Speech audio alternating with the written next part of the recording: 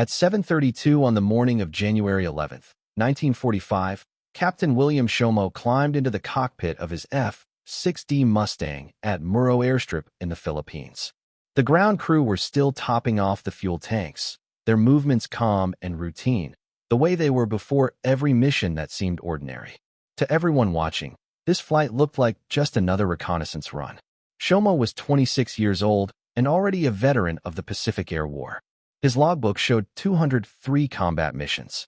In all that time, he had only one confirmed aerial victory.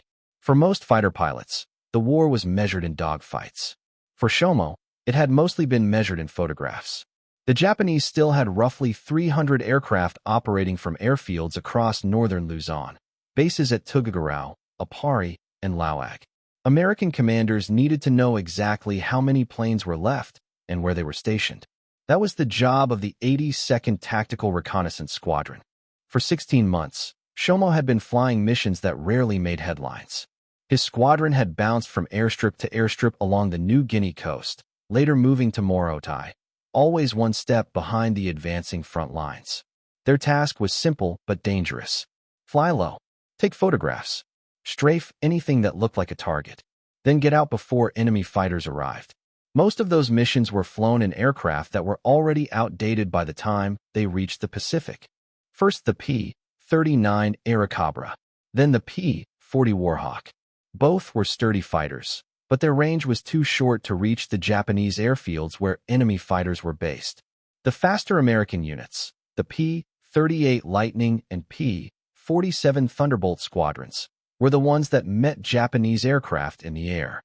They were the ones who became aces. Shomo usually returned with photographs of empty airfields, burned fuel dumps, and abandoned supply lines. No dogfights, no glory. Before the war, his life had been far removed from aerial combat. Shomo had worked as an undertaker in Pittsburgh, Pennsylvania. He studied at the Cincinnati College of Embalming and later attended the Pittsburgh School of Embalming. His job had been preparing bodies for burial. Now he was flying armed reconnaissance missions over enemy territory while other pilots built reputations as fighter aces. The contrast was not lost on him. Everything changed in December 1944. That was when the squadron finally received F-6D Mustangs, a reconnaissance version of the famous P-51 Mustang.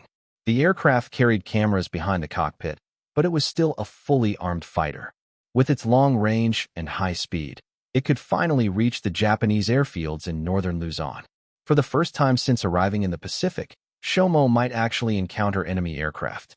On December 24th, he took command of the squadron and moved it to Muro airstrip to support General Douglas MacArthur's invasion of Lingayen Gulf. The mission was straightforward.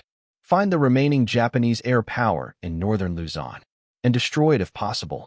On January 9th, Shomo led his first reconnaissance mission in the new Mustang.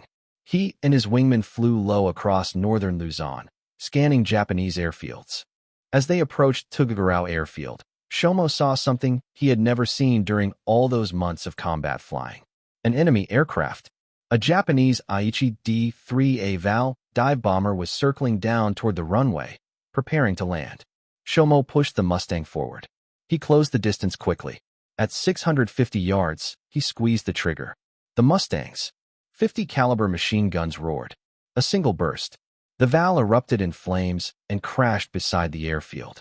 After 202 missions and 16 months of waiting, Shomo had finally scored his first victory.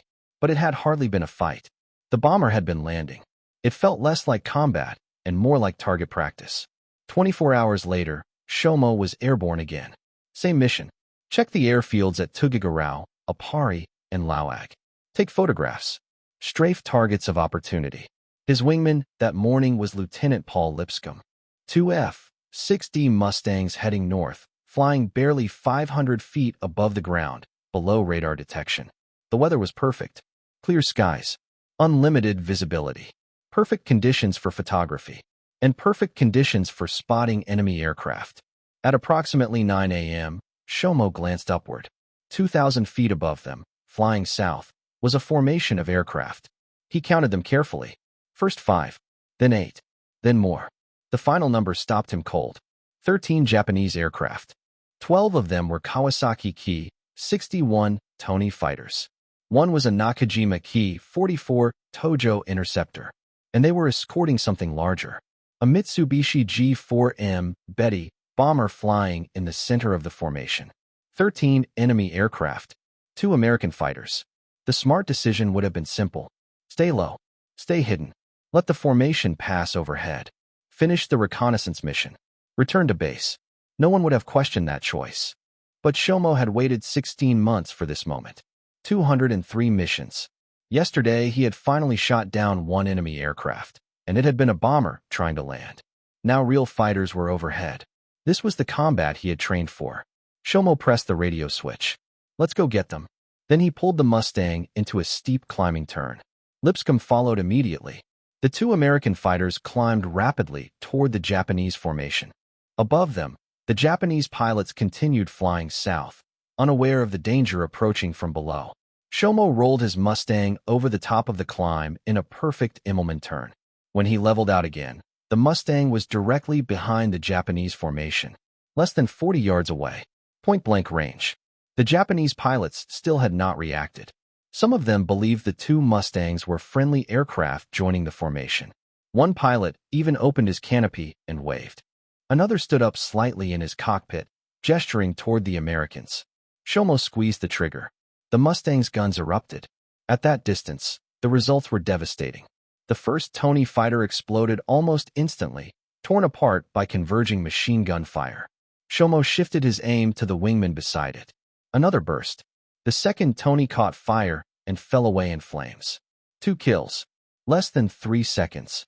The Japanese formation finally realized what was happening. The sky exploded into chaos. Pilots scattered. Some tried to dive away. Others turned desperately toward the attackers. Shomo did not give them time. He swung his Mustang toward another Tony and fired again. The fighter shattered and dropped from the sky. 3 kills. About 10 seconds into the fight, he rolled across the formation again and lined up another target. A 4th Tony erupted in flames. 4 fighters destroyed. The Betty bomber began diving away, trying to escape toward the ground. 2 Tony fighters stayed close beside it. Escort pilots. They had been ordered to protect the bomber, and they were still trying to do it. Shomo rolled inverted and pulled into a split S dive. His Mustang dropped beneath the bomber. The underside of the Betty was almost completely unprotected. Shomo fired a burst straight into the belly of the aircraft. The bomber ignited instantly. Flames spread across the fuselage as the pilot struggled to control the burning plane. 5 kills. And the fight had barely begun. No one was going to believe it. Captain William Shomo realized that as he and Lieutenant Paul Lipscomb turned their Mustangs south and headed back toward friendly territory. The fight had lasted only a few minutes, yet it had produced something almost unbelievable. 7 aerial victories in a single mission. Even as the adrenaline faded, Shomo kept replaying the battle in his mind. Every maneuver, every burst of gunfire, every aircraft that had fallen from the sky. He knew what would happen next. Intelligence officers would question every detail. Gun camera footage would be examined frame by frame. Witness statements would be compared. The story had to be exact, and the numbers had to be right. The 2 Mustangs crossed the coastline of Lingayen Gulf at 10:47 a.m. Muro airstrip lay about 20 minutes ahead. Shomo used the time to organize his thoughts. The sky over northern Luzon had gone quiet again. Only faint columns of smoke on the horizon marked where Japanese aircraft had crashed. 7 fighters and 1 bomber destroyed by him. 3 more fighters shot down by Lipscomb. 10 enemy aircraft gone in less than 6 minutes. The numbers sounded impossible even in his own head. Soon the familiar shape of Muro airstrip appeared below. 2 dusty runways. Rows of aircraft parked along the edges. Support buildings and supply tents scattered across the field. At the center sat the operations tent of the 82nd Tactical Reconnaissance Squadron. Ground crews were already gathering. They always did when aircraft returned from missions, especially when combat might have been involved. Shomo keyed the radio. Tower, this is Mustang flight returning. 2 aircraft inbound. The controller acknowledged. Report damage. Shomo paused briefly. No damage. No casualties. Another pause. 10 enemy aircraft destroyed. The radio fell silent for several seconds. Then the tower came back. Say again. Shomo repeated calmly. 10 enemy aircraft destroyed. 7 by me. 3 by Lieutenant Lipscomb. Another long silence followed. Finally, the tower responded. You are cleared to land. But Shomo had no intention of landing yet. At Muro, there was a tradition among fighter pilots. Whenever someone scored a victory in air combat, they celebrated by performing a victory roll over the airfield before landing. 1 roll for each kill. Shomo had 7. He swept low over the runway and pulled the Mustang sharply upward. The aircraft rolled smoothly through the sky. First barrel roll. Ground crews began pointing upward. Second roll. More people emerged from tents and maintenance sheds. Third roll. Now mechanics, pilots, and clerks were all looking up. 3 victory rolls were rare, for almost unheard of. Fourth roll. A crowd was forming near the operations building. Fifth roll. Word was spreading across the airfield. Something extraordinary had happened. Sixth roll. Now senior officers were stepping outside to see what pilot was performing 6 victory rolls. Seventh roll. The Mustang completed its final rotation and leveled off. Only then did Shomo enter the landing pattern. Above the field, Lipscomb was still circling. He would soon perform his own victory rolls, 3 of them. 3 victories in a single mission would normally make headlines. Today they were almost overshadowed. Shomo touched down at 11:09 a.m. The mission had lasted 2 hours and 27 minutes. 6 of those minutes had changed everything. He taxied toward the squadron area and shut down the engine. Before the propeller had even stopped spinning, the ground crew chief climbed onto the wing. Captain, what happened up there? Shomo climbed out of the cockpit slowly. Now that the adrenaline was fading, he felt the exhaustion hit him. His flight suit was soaked with sweat. His hands trembled slightly. A normal reaction after combat, especially that much combat. Within minutes, the squadron intelligence officer arrived. Captain Shomo, we need a debrief immediately. Every detail had to be recorded while the memory was fresh. The gun camera film had to be developed. Every claimed victory had to be confirmed. Shomo spent the next 3 hours recounting the entire mission. Takeoff. The low-level flight north. The sighting of the Japanese formation. The Immelmann turn that placed him behind them. The first burst of gunfire. Each enemy aircraft that followed. The Tojo that tried to shoot him down. The burning Betty bomber. Lipscomb's 3 victories. Every moment was written down. Every maneuver carefully documented. By 2 p.m., the gun camera film had been developed. The footage confirmed everything. Frame after frame showed Japanese fighters erupting into flames or breaking apart under machine gun fire. 7 distinct aircraft destroyed by Shomo, all within 6 minutes of combat. The film left no doubt. Lipscomb's debrief confirmed the rest. 2 American Mustangs had attacked 13 Japanese aircraft. 10 of them had been destroyed. 3 had escaped into the clouds. By 4 p.m., the victory was officially confirmed. Captain William Shomo had destroyed 7 enemy aircraft in one mission. He had become an ace in a single day. Only one other American pilot had ever achieved something similar. Navy Commander David McCampbell, who had destroyed 9 enemy aircraft in a battle in October 1944. No one in the Army Air Forces had ever matched what Shomo had done that morning over Luzon. Word spread across the base almost immediately. Pilots from other squadrons began stopping by the operations tent. They wanted to hear the story firsthand. How did he approach the formation? How did he get so close without being seen? How did he shoot so accurately? Shomo answered patiently. Again and again he described the same 6 minutes of combat. Each time the story sounded unbelievable, and each time it was completely true. What made it even stranger was this. Before January 10, 1945, Shomo had flown 203 combat missions and had seen exactly 1 enemy aircraft, a single Japanese dive bomber. The Val he had shot down while it was landing the day before. Then on January 11th, he encountered 13 more enemy aircraft. 14 total enemy aircraft seen during the entire war. 8 of them destroyed, a statistic no other pilot could match. 3 months later, on April 1st, 1945, Major William Shomo stood on Luzon in front of Major General Ennis Whitehead. Before a formation of soldiers and airmen, he received the Medal of Honor. The citation described his attack as extraordinary gallantry and intrepidity in the face of overwhelming odds. 7 enemy aircraft destroyed in a single action, unparalleled in the Southwest Pacific. Shomo understood the truth behind the citation. It had taken 6 minutes, but it had also taken 16 months of waiting. The mission on January 9th had been simple. Fly north, photograph the airfields, return. That was all. Shomo and his wingman approached Tuguegarao at low altitude, scanning the runway and dispersal areas for parked aircraft. Through the Mustang's canopy, Shomo saw the airfield clearly. He saw revetments, buildings, aircraft on the ground, and then he saw movement. A single Japanese aircraft was already in the air, a Val dive bomber, turning onto final approach to land. For a moment, Shomo hesitated. His assignment was photo reconnaissance. He was supposed to take pictures, record enemy strength, and leave. Shooting at a landing aircraft was not part of the mission brief. But he had been waiting for this moment since 1941. For nearly 2 years of combat flying, he had crossed enemy territory again and again without ever getting the kind of aerial combat other pilots seemed to find so easily. Now, finally, there was one enemy aircraft in front of him. He pushed the Mustang forward. The Val pilot was concentrating on his landing pattern and never saw the American fighter coming in from behind. Shomo closed to short range, lined up the sight, and fired. The burst was brief.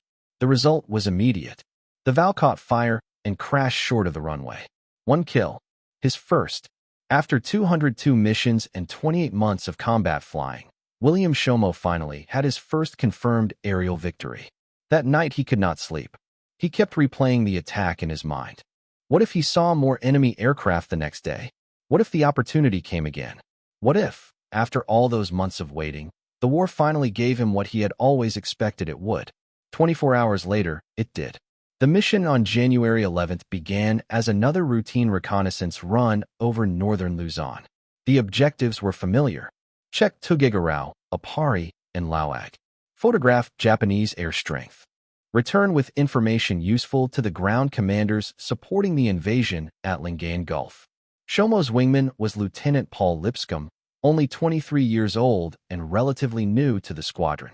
He was a capable pilot and a disciplined formation flyer. His task that morning was straightforward: stay on Shomo's wing, protect his blind spots, and engage anything that threatened the flight. Neither man expected to find 13 enemy aircraft in one formation. The Japanese air arm in northern Luzon was already in retreat by January 1945. American troops had landed at Lingayen Gulf on January 9th, and the invasion was going well. Japanese commanders were trying to pull aircraft back toward Formosa and other fallback positions. That meant the large formation Shomo spotted that morning was highly unusual, and it meant the bomber at the center of the formation likely carried something important. Perhaps senior personnel, perhaps critical documents, perhaps urgently needed cargo. The Japanese would not waste that many fighters escorting an ordinary transport. The enemy formation itself was formidable. Most of the escorts were Kawasaki Ki 61 Tony fighters. The Tony was Japan's closest equivalent to a Western-style inline engine fighter. It used a liquid-cooled engine, had a cleaner nose profile than the radial engine Japanese fighters, and could reach speeds of around 360 miles per hour at altitude. It was armed with 12 7mm machine guns and 20mm cannon, giving it more than enough firepower to destroy a Mustang in a short burst. Mixed into the formation was one Nakajima Ki 44 Tojo. The Tojo was faster in the climb and more aggressive in design, built as an interceptor rather than a pure dogfighter. It could climb quickly, accelerate hard, and hit with dangerous force. Against them, Shomo was flying an F-6D Mustang. The reconnaissance version of the P-51 still retained 6.50 caliber machine guns, and those guns gave it devastating concentrated firepower. The Mustang was also faster than the Japanese fighters in level flight, diving performance, and high-speed handling. But technical specifications meant very little if the pilot did not use them correctly. Speed was useless if the enemy saw you first. Firepower meant nothing if you never got into firing position. The aircraft gave Shomo the tools. He still had to solve the problem. And tactically, the situation favored him in several crucial ways. First, altitude. The Japanese were flying at about 2,500 feet. Shomo and Lipscomb were at 500 feet, hidden below the enemy's normal field of view. That meant the two Mustangs could climb unseen into attack position. Second, surprise. The 6D Mustang was still relatively new in that part of the theater. Many Japanese pilots had not yet learned to recognize it instantly. They knew the shapes of the P-38 and P-47 well. Two fighters rising from below might easily be mistaken for friendlies, especially in the confusion of wartime skies. That mistake bought Shomo precious seconds. Enough to get close. Very close. Third, preparation. For 3 years, Shomo had been training for this kind of combat. Even if reconnaissance missions had denied him opportunities, the knowledge was there. He had studied air combat tactics, watched gun camera film, learned deflection shooting, and practiced how to stay calm while other pilots lost situational awareness. He had the theory. What he had lacked was the chance to apply it. On January 10th, he had shot down a Val bomber trying to land. That did not feel like real fighter combat. January 11th would be different. This time the enemy was alert, airborne, armed, and fully capable of fighting back. Lipscomb, though less experienced, understood his role perfectly. Stay with the leader. Cover the attack. Exploit any opening. Do not lose formation unless absolutely necessary. The flight north to the target area took roughly 50 minutes. They flew low over the sea and then along the northern coast of Luzon, staying beneath radar and keeping the mission profile normal. The weather was ideal. Clear skies. Unlimited visibility. Perfect for photography. Perfect, too, for spotting enemy aircraft at long range. Then, at approximately 0900 hours, Shomo looked up and saw the formation above him. 13 aircraft, heading south. He counted quickly. 12 fighters. 1 bomber. He had a choice. He could stay low, avoid contact, complete the photo mission, and return safely. Or he could attack. After 3 years of waiting, the choice was not difficult. Shomo keyed the radio and told Lipscomb they were engaging. He did not waste time asking for permission or discussing the plan in detail. There was no time for that. He pulled the Mustang into a steep climbing turn, an Immelman maneuver, using the aircraft's energy to gain altitude while reversing direction. Lipscomb followed him upward. The two Mustangs climbed from 500 feet toward the Japanese formation at 2,500 feet. 2,000 feet of vertical separation disappeared quickly. At combat power, the Mustang could climb at around 3,000 feet per minute. That meant Shomo would reach attack position in less than a minute. The Japanese aircraft continued south at steady speed. No one turned. No one broke formation. There was still no sign they had recognized the danger. Shomo completed the Immelman and rolled out directly behind the Japanese formation.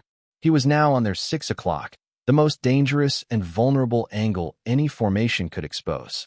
The Mustang continued closing rapidly. At less than 40 yards, Shomo opened fire. His guns were set to converge much farther out, but at this distance convergence barely mattered. The 6 streams of .50 caliber rounds were still spreading slightly, yet they were so close that the effect was catastrophic.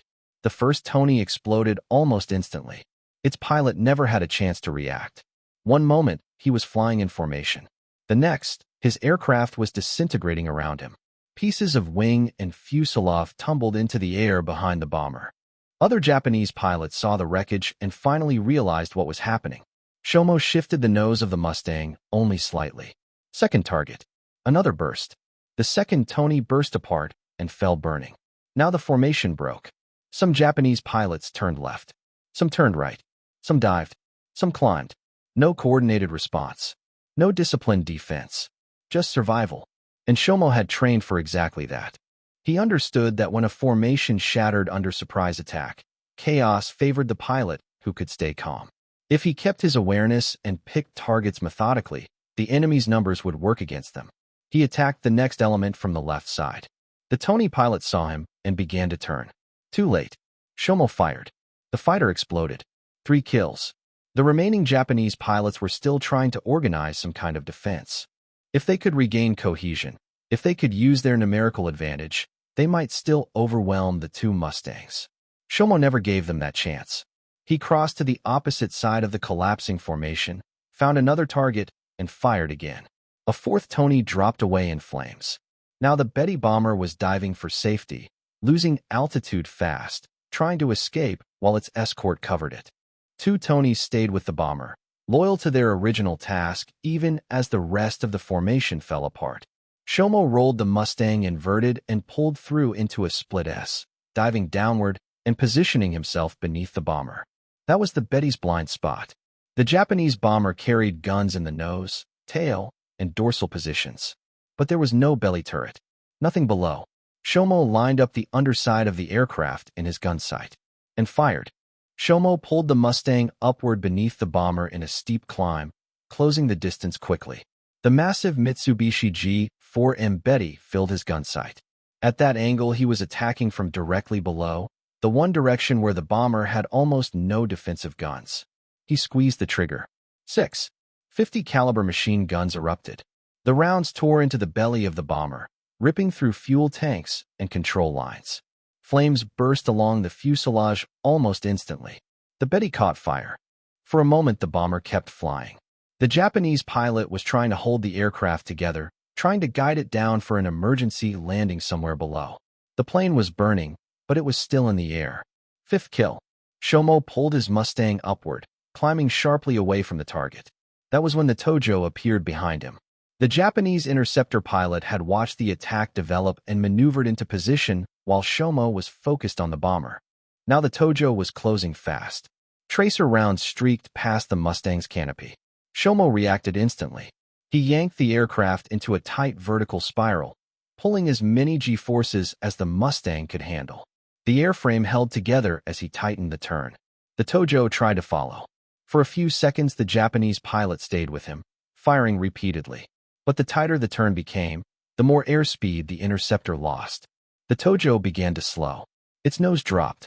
A moment later, the fighter stalled, slipping out of the spiral and falling away into the clouds below. Shomo had shaken him. He glanced downward just in time to see the Betty bomber hit the ground. The aircraft exploded in a massive fireball. The blast wave rolled upward through the air, rocking the Mustang slightly as Shomo flew overhead. 2 Tony fighters, the last escorts still guarding the bomber, broke away from the wreckage and fled at low altitude. They were running. Shomo dove after them. The Mustang plunged toward the ground, closing the distance quickly. At about 300 feet altitude, he caught the first Tony. A short burst. The fighter crashed immediately. 6th kill. He stayed in the dive, dropping even lower, almost at ground level now. The final escaping Tony raced across the terrain below. Shomo adjusted his aim and fired. The Japanese fighter burst into flames and slammed into the earth. 7th kill. The entire engagement had lasted about 6 minutes. Maybe less. During that time, the fight had swept across nearly 15 miles of northern Luzon, beginning at 2,500 feet and ending almost at ground level. 7 enemy aircraft destroyed. Wreckage scattered across the countryside. Shomo pulled up and scanned the sky. He found Lipscomb higher above him, still maneuvering. Then he saw the smoke columns rising from the ground. 3 more burning aircraft. Lipscomb had shot down 3 Tonys of his own. That brought the total to 10 Japanese aircraft destroyed. 3 had escaped. The fight was over. Now they had to get home. Shomo checked his fuel gauges. There was plenty left to reach Muro airstrip safely. The engagement had burned little fuel, despite its intensity. The entire battle had taken only minutes. The Mustang's tanks were still more than half full. He scanned the sky once more. No additional Japanese aircraft appeared. The 3 fighters that had escaped were already gone, disappearing into cloud cover and likely heading north toward Formosa or another remaining Japanese base. They would carry the story with them. 13 aircraft attacked by 2 American fighters. 10 destroyed in minutes. Lipscomb slid into formation on Shomo's wing. The 2 Mustangs turned south. The flight back to Muro would take about 40 minutes. That gave Shomo time to think about what had just happened. In 6 minutes, he had accomplished something that most fighter pilots never achieved in an entire career. 7 confirmed victories. The definition of a fighter ace was 5 kills. Shomo had exceeded that in a single mission. Only 1 American pilot had ever scored more victories in one fight. Navy Commander David McCampbell, who destroyed 9 enemy aircraft during the Battle of Leyte Gulf in October 1944. But McCampbell had already been an experienced ace with many victories before that battle. Shomo had entered the fight with only 1 previous kill. The engagement on January 11th had essentially been his first real dogfight against alert enemy fighters. The gun camera film captured everything. Every burst of gunfire. Every enemy aircraft breaking apart in the sky. 6 minutes of combat that tactics instructors would study for years. After landing and completing his debrief, the news spread quickly. First across the 82nd Tactical Reconnaissance Squadron, then across the entire base at Muro. Within hours, radio reports were heading to 5th Air Force Headquarters and up the chain of command. Captain William Shomo had destroyed 7 enemy aircraft in one mission. Confirmation pending gun camera analysis. If verified, the achievement would be extraordinary. By the next day, the confirmation was official. 7 kills. Lipscomb's 3 victories confirmed as well.